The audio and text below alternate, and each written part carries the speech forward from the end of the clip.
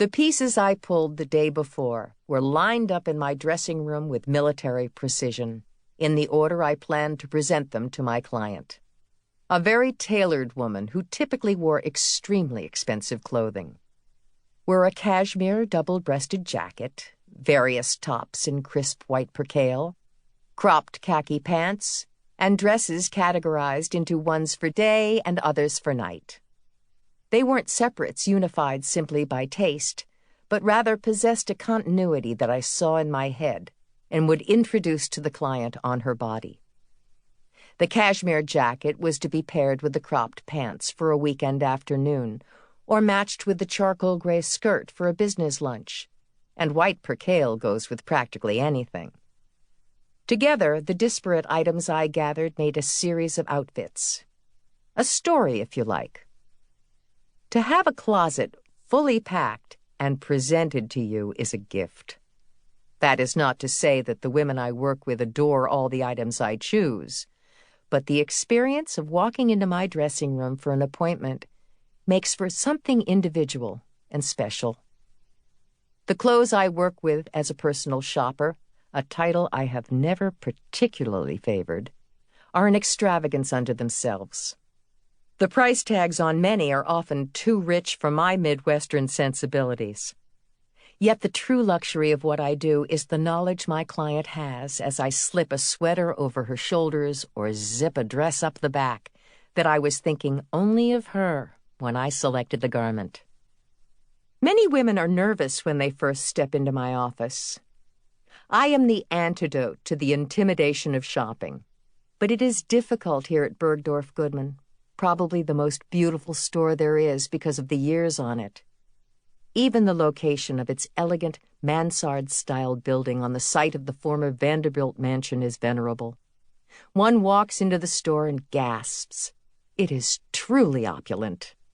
Light twinkles from crystal chandeliers at the center of magnificent white rotundas. Even updated, the French moldings and paneled walls display old-fashioned charm that simply cannot be built into new stores. It's beautiful, but the store itself is not all that my clients are seeking. Often their need runs deeper. A great many of them require mothering, which I provide in various ways.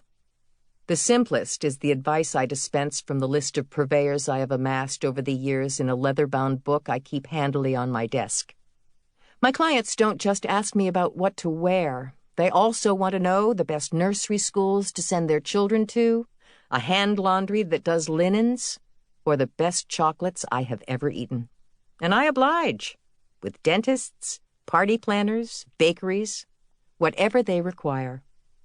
I am the ultimate trusted source, because when a person enters my dressing room and takes off her clothes, I must instill confidence. I also become a listening post and hear things my clients won't tell their husbands, best friends, or real mothers. I don't mind. It's much easier to take care of other people than it is yourself. I put a lot of myself into the heads and bodies of my clients whom I want to dress as well as I would myself. Having grown up around and lived with beautiful clothes and fabrics all my life, I sometimes find it difficult to see the new and appreciate it, even here at Bergdorf Goodman, a store many consider to be the ultimate in fashion, and my place of work for the last 38 years. But I romance the clothes in my mind. Instinctively, I feel the fabric, see the allure. When I'm gathering, I can have only one woman in mind. This approach takes longer, but I've never been much of a multitasker. It also has the blessed benefit of making the 7 floors of the Fifth Avenue store new every time I travel them for a different client. By the end of a season, the clothes are like old relatives that one knows all too well. But in the game I play with myself, looking closely at the same departments and clothes as if I have never seen them before, I always find something new. In the dressing room, I straightened a persimmon sheath dress and considered the woman arriving in several hours for an appointment to answer 2 different needs: a new dress for a benefit luncheon hosted by her daughter, and a few pieces that were more casual than she was used to for a trip to Aspen with an old college friend who was not nearly as dressy as she. Calling them needs was something of a misnomer. In truth, we need very little. Certainly nobody needs all these clothes. Want, however, is something else. Whether they buy them at H&M or Bergdorf, women love clothes. You can get someone at the lowest point of her day and make her feel good, at least for a moment, with a new shirt or, even better, a dress. It doesn't matter how erudite or worldly someone is. Doctors, bankers, artists, they all want a fix.